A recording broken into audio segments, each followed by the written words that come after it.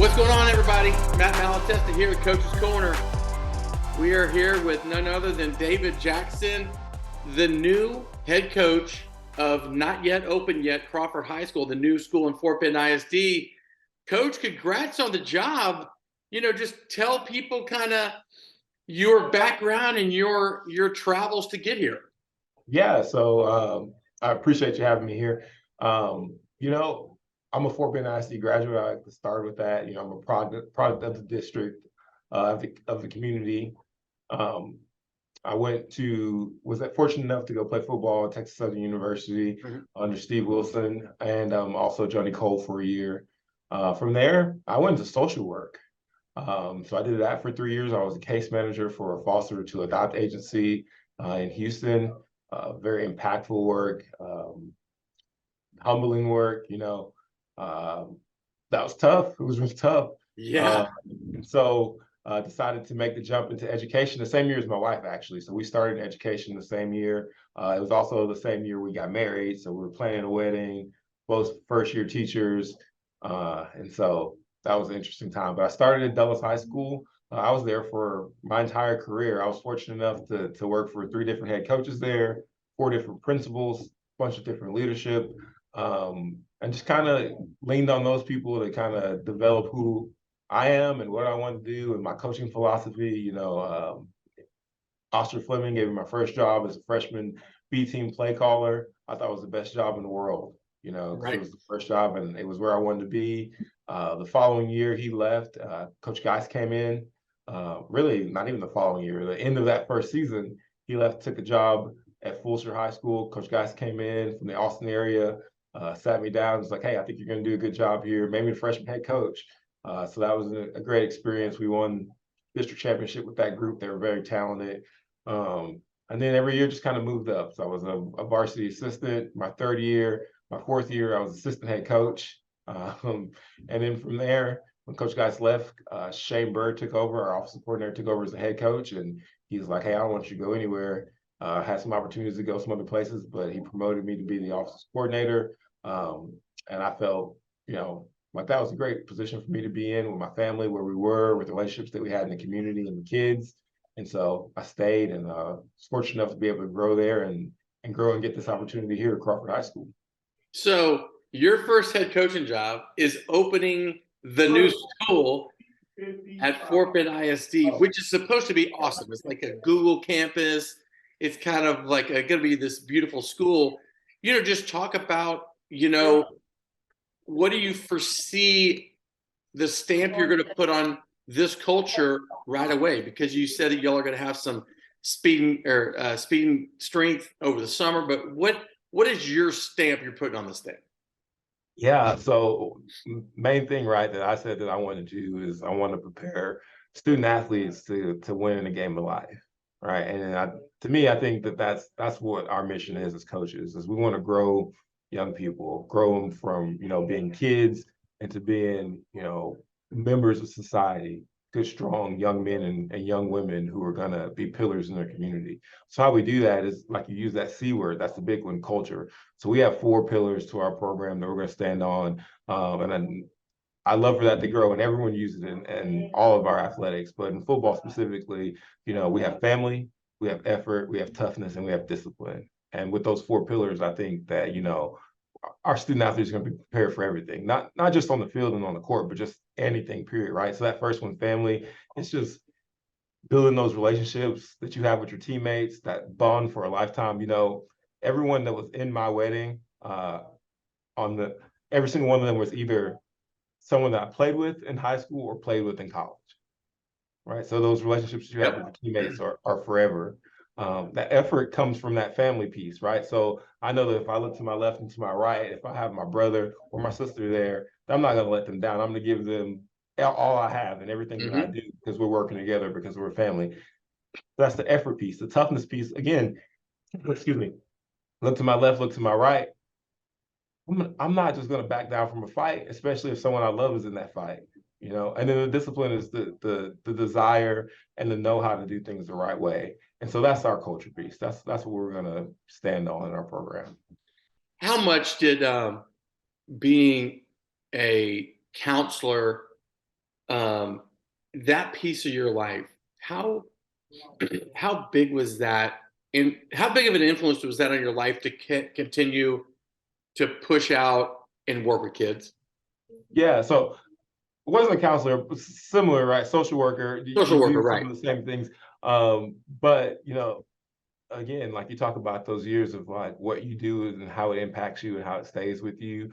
That is something that's going to be with me forever. It impacted my approach with every student athlete, with every student that I ever had in my classroom. Is just kind of understanding that everyone has a different background, and they all bring their baggage to the classroom. They all bring their baggage out to the field. But athletics for everyone should be an escape.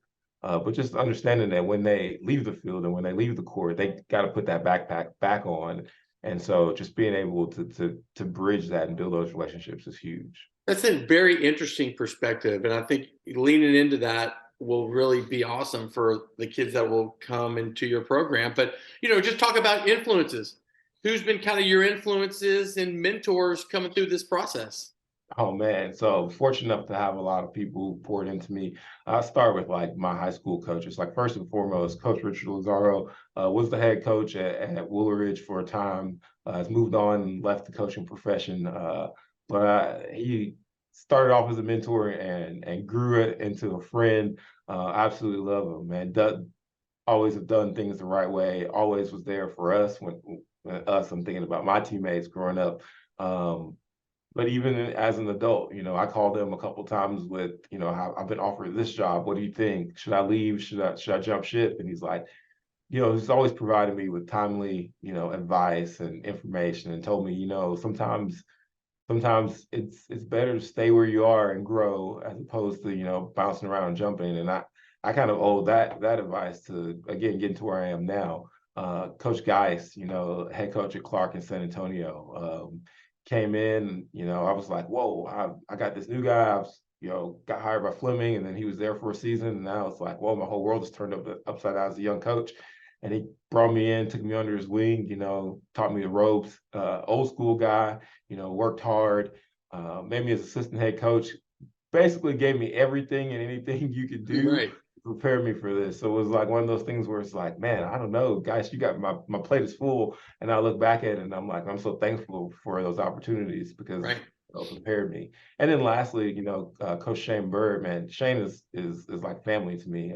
Gave me an opportunity to be an offensive coordinator, but more than that, Shane and his wife have been there for Nikki and I, my wife, through some of the toughest times. So we lost two babies, one during 2020 during COVID, and then another about 9 or so months later. My wife also had a cancer scare, and they were there for us through the entire time. So he just taught me about like the relationships you got to build and have with your coaching staff, and you can say that we're going to have a family atmosphere, but what it means to really stand behind that.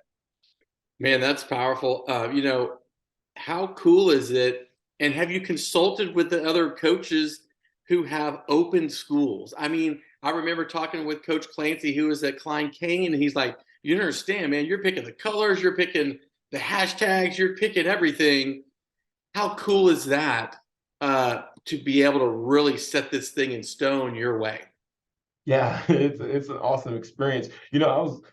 My experience is a little different because of when I got hired. Some of the things were already underway, just is kind of the way it happened. And so they already picked uniforms. And so I'm like, oh, okay, these are cool. I'm already thinking about the tweaks I'm going to make there. Right. But, the charged up thing was something I said. I first said it in my first interview, and it's, taken off, and it's become like one of the main kind of focal points of the school. Just to me, it's the biggest thing is building out the coaching staff, because I think that's going to be the biggest part of culture building at Crawford High School. Having the people with the right energy who care about the kids. I said it in one of our interviews for our girls track coaches. She asked, well, who am I going to be working with? Who are they? Who are the people? And I said, well, everyone we brought in, everyone we've asked to come be a part of our team has had kind of a similar heartbeat. And what that means to me is that we care about kids, we're competitive, and we're going to build relationships with our community and those kids, and we're going to do it having fun. Well, I mean, hey, that's what it's all about, right? So you're the football coach, but also the co-athletic coordinator. So that's I find that most successful coaches have a really good attention to detail. I can't say that's me, but just talk about that. Is that one of your strong suits? Because you're going to have so much, or you probably have stuff just coming your way so fast and furious. How have you been able to manage that? Yeah, so a lot of calendar work. I never was a big planner person, that like a planner, like an actual, three Right. ring binder type deal. But I've used that a lot. Um, but also just kind of leaning on people. I've never been a delegator, but I've reached out to a co-coordinator a lot, and it's not really delegation. It's like, hey, can you take this off my plate? I have this to do, and she's awesome, and Coach Johnson, she's going to do an outstanding job with this too. And then also just reaching out to coaches who've done it, right? Everyone's done what I'm trying to do at some point, right? So I reach out to Coach Bird, I reach out to Coach Guys, and also the other coaches in the district. Coach Arrow at Austin has been awesome help for me. I reach out to him several times a week, and so just leaning on people. But yeah, I would say that yes, time management and attention to detail is one of those things that it's a strength of mine. I mean, I think that if you've been a coordinator at the 6A level, you kind of have some, you know, strength there. But I think my assistant head coach, he's even better at it than me, and so he's the one that I send him stuff, and I'm like, hey, can you take care of this? What do you think of this? And so just using the people that I have around me to support me. Style of play. I mean, Fort Bend ISD is loaded with so much talent. Now that you're the 13th, 12th or 12, 12th 12. school. So the 12th school, you know, the talent gets kind of not diluted, but just stretched Spread out. out. Well, the great thing about our district is it is so huge. So like instead of just being diluted or spread out, we're actually in a pocket of pretty good amount of athletes over here. Tons. And so that's exciting. But as far as style of play, offensively, I'm an offensive guy, but I do have an offensive coordinator who's going to call plays. We'll collaborate on it. Funny enough, a parent asked me, what style of play last year Dallas or last 2 years you're kind of more wing T. I was like, well, if you watched this last year, we kind of went back to the spread stuff. We'll be a power spread team, same stuff that most teams see. We'll run power, we'll run duo, inside, outside zone. We'll use RPOs. We're going to put our athletes in space and let them be athletes. Obviously the talent you have dictates what you do offensively. We feel like we have the type of talent to do the things that we feel most comfortable with and the things that are going to give those kids the opportunity to succeed and make plays in space. Defensively, my defensive coordinator, he's an older guy, right? He's been a defensive coordinator for 14 of his 26 years being a coach. He runs a stack. It'll be very multiple, but it'll give those kids the opportunity to play fast. We're not gonna overload them. I think on defense, point those guys in the right direction. You give them a good game plan and let them go be great athletes. That's when they're most successful.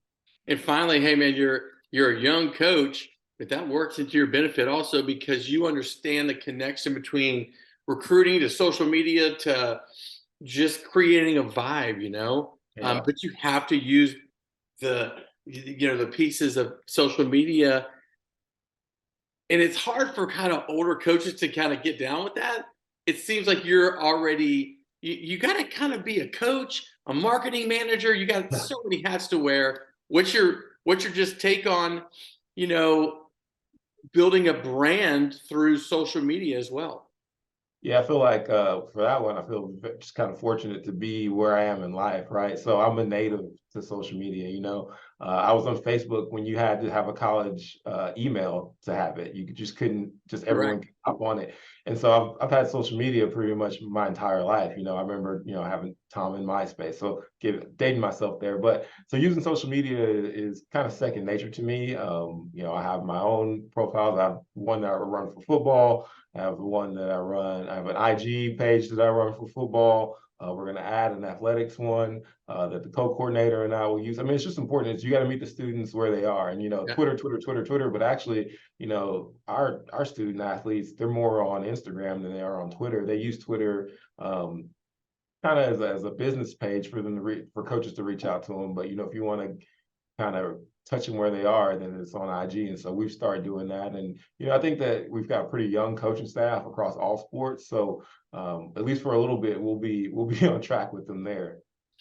Well, all right. This is David Jackson, the new head coach at Crawford High School in Fort Bend ISD, the coach and co-coordinator, and he's opening a new campus. I love it. Hey, good luck, Coach. We'll come see y'all soon and check on what's going on with the Charged Up program. This is Matt with VYPE.